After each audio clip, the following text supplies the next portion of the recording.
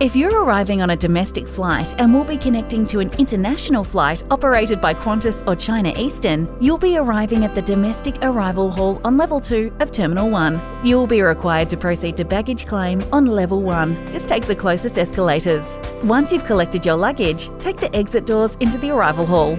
From the arrival hall, please use the nearest lift or escalators to proceed up to the departures hall on Level 3. If your international flight is operated by Qantas, please proceed to one of the Qantas designated check-in counters for flight and baggage check-in. For flights operated by China Eastern, please proceed to a China Eastern designated check-in counter. Once checked through, please continue to your allocated gate number or lounge for eligible customers in the International Departure Hall on Level 3.